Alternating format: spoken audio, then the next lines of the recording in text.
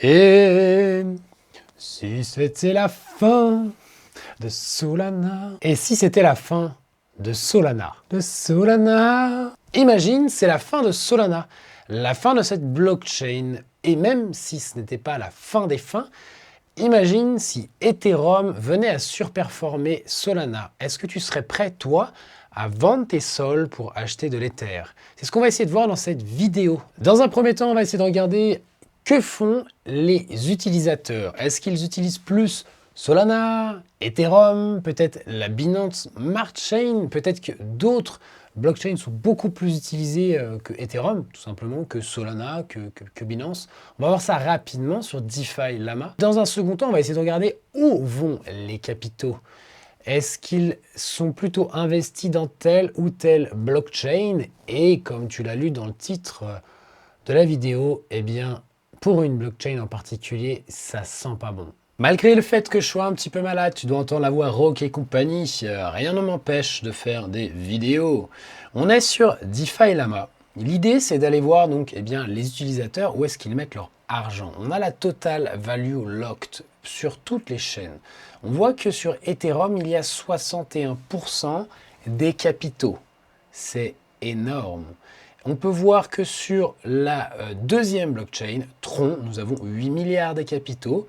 Sur la Binance Smart Chain, 5%. Sur la Solana Chain, 4,44%. Et ainsi de suite quand on prend toutes les autres. Ce qui est marrant et qui m'étonne toujours, c'est que sur Bitcoin, on n'a que 1% des capitaux. Malgré le fait que ce soit la plus grosse crypto-monnaie en termes de capitalisation, c'est pas la blockchain qui ramène le plus d'argent et qui est le plus utilisée par les utilisateurs, justement. Alors ça, c'est un diagramme qui n'est pas figé dans le temps, il évolue. Un jour, peut-être que Solana a plus de capitaux, pas de capitaux, mais de TVL que la Binance Smart Chain. Des fois, il peut être troisième, des fois, il peut être quatrième. Peut-être qu'un jour, il sera dernier. Peut-être qu'Ethereum est premier aujourd'hui et que demain, il sera deuxième. C'est en perpétuelle évolution. Ce qu'on peut voir sous ce diagramme, c'est justement le classement des blockchains sur la gauche. Elles sont classées par nom et par TVL. La plus grosse étant en haut, la plus faible étant en bas. Et ensuite, on peut voir les changements de cette TVL sur le dernier mois, sur la dernière semaine et sur le dernier jour. Et ça, c'est très intéressant. Ce qu'on peut voir sur une journée, en règle générale, ça n'a pas d'impact significatif. Parce que bon, tous les jours, il y a des sous qui arrivent, il y a des sous qui repartent. Et on peut voir que, par exemple, en ce moment, la majorité des protocoles ont une petite perte, on va dire, d'argent sur une journée. Bon, le marché est baissier sur 1 ou 2 jours. Bon, c'est tout à fait une corrélation correcte. Par contre, ce qui est intéressant d'aller voir, c'est est-ce qu'il y a des blockchains qui perdent des utilisateurs depuis un mois, depuis une semaine. Par exemple, la blockchain Tron, elle, a tendance à perdre des utilisateurs depuis un petit moment. Donc, c'est peut-être pas la blockchain sur laquelle il faut aller. C'est peut-être pas là où il se passe le plus de choses. Par contre, les blockchains sur lesquelles on a des entrées depuis un mois et qui sont aussi positives depuis une semaine, eh bien là, ça commence à être intéressant. Ça veut dire qu'il y a de l'action dessus. On peut voir par exemple Base, Blast, Arbitrum qui depuis au moins un mois et au moins une semaine ont un entrée d'utilisateurs plutôt conséquent. Et ça, c'est intéressant. Et on voit que Ethereum, c'est exactement pareil. Et tu n'es pas sans savoir que les ETF Ethereum ont été en partie approuvés, même si les investisseurs ne peuvent pas acheter des ETF Ethereum.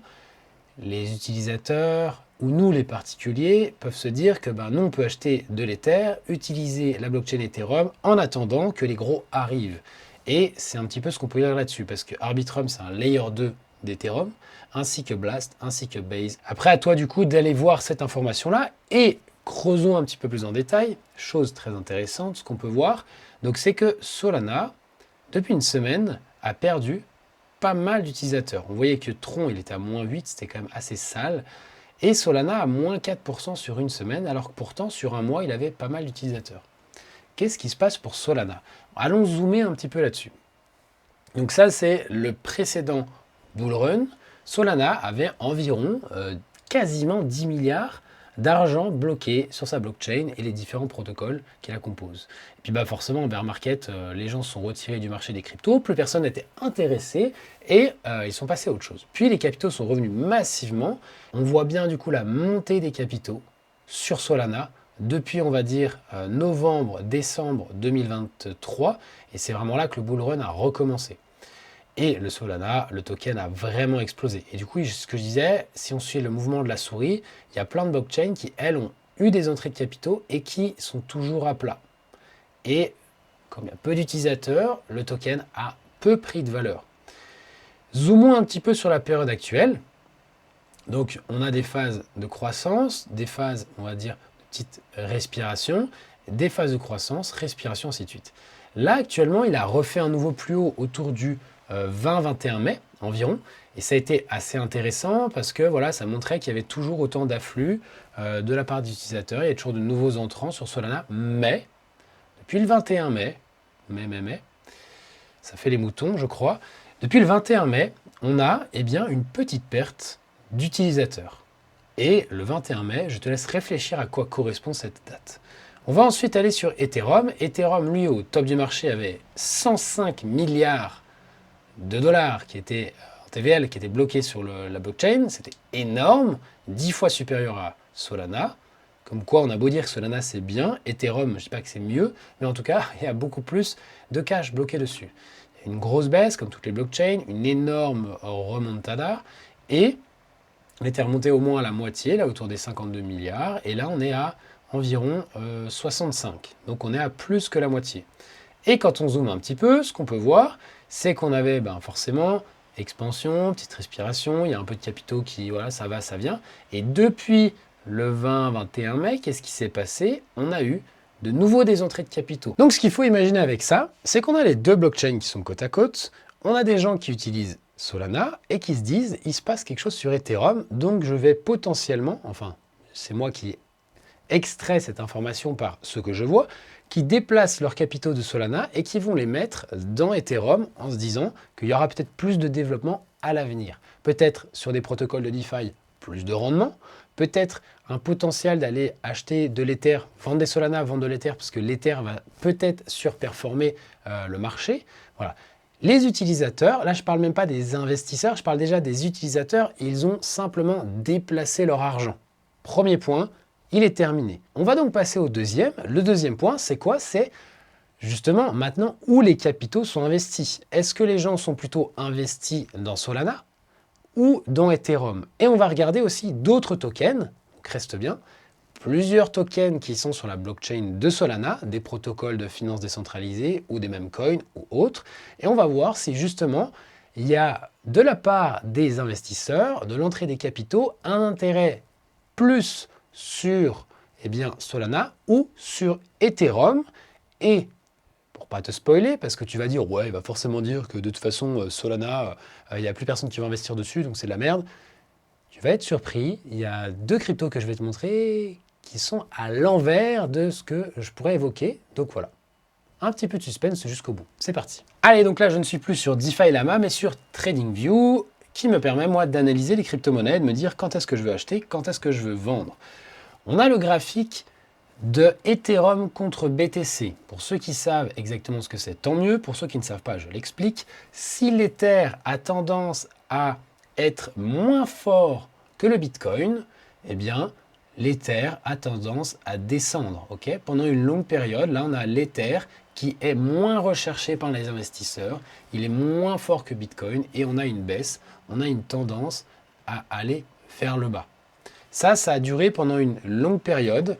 Pourquoi? On pourrait simplement imaginer que forcément avec un ETF Bitcoin, les investisseurs institutionnels, les banques, BlackRock et compagnie ont acheté beaucoup plus de Bitcoin qu'ils n'ont acheté d'Ether. Et nous les particuliers qui, même si on croit en Ether, achetons de l'Ether, on n'a pas suffisamment assez d'argent pour faire en sorte que Ethereum surperforme Bitcoin. Par contre, ce qui est très intéressant, c'est que de temps en temps, on a l'impression qu'il y a un regain d'intérêt. On a eu potentiellement ici un regain d'intérêt avec une inversion de structure où on allait potentiellement vers le haut quand on voit qu'on avait cassé un nouveau plus haut. Mais ça, c'est pas Ça n'a pas été confirmé parce qu'on a refait des nouveaux plus bas. Et très récemment, depuis l'annonce justement potentielle des ETF et après la validation, eh ben, on a un regain d'intérêt massif pour Ethereum et on aurait potentiellement, si on venait à casser les niveaux précédents qui sont ici, si on revient à passer plus haut, eh bien on pourrait se dire qu'effectivement, on va arrêter de faire des nouveaux plus bas, mais on va commencer à faire des nouveaux plus bas plus haut que les précédents, une inversion de structure et voir des capitaux rentrer devant Ethereum de manière assez massive.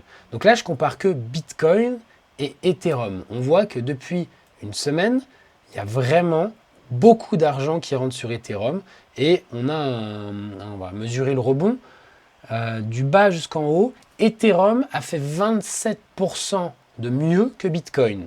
Si tu avais échangé un Bitcoin en un Ether, tu aurais gagné 27% d'argent en plus, que ce soit en hausse, que le coin monte ou que le coin descende. Ensuite, on va faire la même chose avec des coins comme le Solana. On va regarder est-ce que Ether surperforme, est-ce que Solana surperforme. On va prendre beaucoup de recul et se dire que lors du précédent bull market, depuis le point bas, c'est Solana qui pour le coup a surperformé. On voit clairement une hausse jusqu'ici. Solana a surperformé pendant cette section. Puis on a une correction du jeton, on était en septembre 2021. À partir d'un certain moment, on va dire qu'on s'est installé dans un range. On va même le dessiner plus correctement avec mon petit canal. À partir de cette période-là, on a commencé à s'installer dans un range avec une latéralisation où il était difficile de dire si l'un des tokens était plus fort que l'autre. Quand on est sorti par le range avec le pullback, là on a clairement eu une baisse de la part de Solana face à Ethereum. Donc admettons dans l'idéal, ici il fallait vendre ces Ethers et les échanger contre des Solana, surperformer Ethereum. En haut de ce range, il fallait vendre ces Solana et les échanger en Ethereum pour surperformer pendant la descente. Puis derrière, nous avions un nouveau range qui s'est installé, mis en place. Et à partir, donc là, on n'avait plus vraiment de sens directionnel. Puis dans ce cadre-là, eh bien, tu l'as compris, on va échanger nos Solana pour les passer en Ether. Et là, est-ce qu'on n'aurait pas, plus ou moins, alors il est moche. Il est difficile à tracer ce nouveau range, mais on voit bien qu'on a quelque chose qui commence à latéraliser, on n'a plus de sens directionnel, ça commence à être brouillon, et en règle générale, quand ça commence à être brouillon, ça part dans l'autre sens. C'est très souvent ce qui se passe sur le marché des cryptos. Alors, moi, en zoomant un petit peu, j'en ai une meilleure lecture qu'en étant en long terme, donc on avait une très belle hausse, une correction. Si on enlève cette correction et qu'on zoome et qu'on se concentre uniquement sur la dernière phase, et notre range, il est ici. Et si on se concentre uniquement sur ce range-là, on a un petit peu, comme lors du précédent cycle, eh bien, un dernier sommet, un ralentissement et une inversion de structure. Et quand on a l'inversion de structure avec une sortie du range et le pullback, là, clairement, c'est validé, l'actif va sous-performer. Pour moi, on est dans un instant assez crucial où on ne sait pas encore quel est le sens du marché, mais on peut l'anticiper et se dire que malgré tous les mouvements qu'il pourrait y avoir de sol face à Ethereum, on va peut-être faire quelque chose comme ça. Et moi, aujourd'hui, j'ai vraiment envie de basculer mes Solana en Ethereum en me disant que ce serait plus sécure. Donc à partir de maintenant, on peut se demander, et les autres altcoins qui sont sur la blockchain de Solana, est-ce qu'elles vont sur ou sous-performer le marché? On regarde ça. Là, j'ai le JITO. Le JITO est un petit coin sur lequel j'ai investi. Je n'ai pas fait des performances incroyables, je vais être sur un x2. J'ai vendu déjà mes JITO parce que justement, pour moi, on est dans un range. C'est assez simple. Récemment, on est venu en haut du range et il y a des investisseurs qui ont vendu leur coin. Puis le coin a corrigé, il est revenu en haut du range et on a corrigé une deuxième fois. Et c'était le bon moment pour vendre l'altcoin face à Ethereum. Voilà, moi je te partage ça comme information, tu en fais ce que tu veux. Moi je pense que le coin va redescendre en bas du range. Peut-être qu'en bas du range, ce serait intéressant d'en acheter pour surfer la hausse et en vendre ici. Peut-être, peut-être pas. C'est une possibilité comme ça pourrait être autre chose. On a le JITO-SOL. Quand tu places tes Solana sur JITO, tu es payé en JITO-SOL. On te donne des rendements grâce à ce token. On a vu qu'on avait quand même là, enfin c'est pas compliqué de lire qu'il y a une tendance haussière qui est très très forte, la petite correction, et depuis un certain temps, on est en train de créer une forme de range, voilà. Je ne dis pas que c'est terminé et qu'on ne peut pas continuer une hausse, c'est possible, c'est probable, mais c'est aussi probable qu'on sorte de ce range et qu'on aille aussi plus bas. Il va falloir essayer d'avoir un esprit directionnel. Si vraiment le coin sort du range par le haut et qu'il nous fait un joli pullback, peut-être que là c'est intéressant de vendre des Ethers pour acheter du JIT au sol. Mais dans le contexte où tu vois que la plupart des coins sont dans cette histoire de range, commence à galérer face à Ethereum, on peut se poser des questions. Ensuite, j'ai le Jupiter. Le Jupiter, donc, qui lui a aussi surperformé, on voit bien jusqu'au sommet ici, c'était très clair. Il a vraiment explosé Ethereum. Il a vraiment explosé, on est sur un plus que x5. Mais depuis un certain temps, là, je ne sais pas si c'est aussi simple à lire ou pas, mais potentiellement, est-ce qu'on ne serait pas dans un range comme ça? On a déjà fait une sortie par le haut. Est-ce que notre range, il n'est pas beaucoup plus grand et qu'en fait, il serait aussi peut-être comme ça? Why not? Mais on voit bien que là, on ne fait pas de nouveau sommet plus haut. On a fait des plus bas ici que les précédents.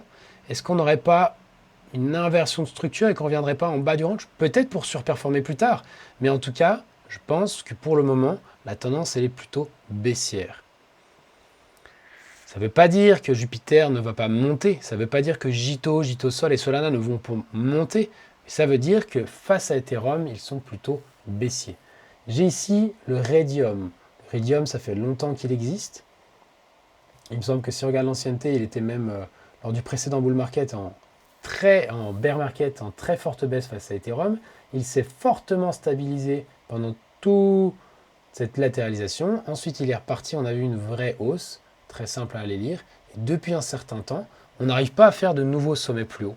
Est-ce qu'on n'aurait pas, une fois de plus, par ici, par là, une forme de range, où là on est venu passer une petite déviation, revenir sur le mid-range, rebondir, repasser en dessous, et à galérer avec ce niveau, et le Raydium n'est pas plus acheté que précédemment. Les investisseurs, à ce niveau-là, préfèrent se dire que ici, c'est trop cher, par exemple. Est-ce que je pourrais faire comme ça? Ça va être moche, hein. Trop cher. Et alors qu'en dessous, eh bien, c'est plus intéressant. Donc on laisse le Raydium aller jusqu'en bas de son range, et puis on pourra se poser la question ici de est-ce que c'est bien ou pas. On a la même chose, alors, c'est là où je voulais justement introduire. Donc là, j'ai pris des tokens sur Solana, des tokens qui sont assez importants et qui ont une utilité. Raydium, c'est un exchange. Jupiter, c'est un exchange décentralisé avec des perpetuals. JITO Sol et JITO, on est plutôt, on va dire, dans le stacking, dans la DeFi. Ensuite, je vais te présenter le Miro et le Bonk. Alors, le Bonk, je ne sais pas, peut-être qu'on peut se dire qu'on est dans notre range ici, hein, et qu'on est en haut, et qu'on a la fin du pump, et qu'ici, il va y avoir une vente massive, et qu'on va redescendre. Peut-être qu'on va aller au-dessus, et qu'on va continuer, je ne sais pas. Donc, le Bonk, c'est quand même un exemple qui a repris justement cette partie, on va dire. Si on met là le range, on a voilà, plusieurs fois venu taper sur cette ligne jaune. Et récemment, on voit qu'on a trouvé de l'achat. On a trouvé des personnes qui voulaient du Bonk. C'est un shitcoin.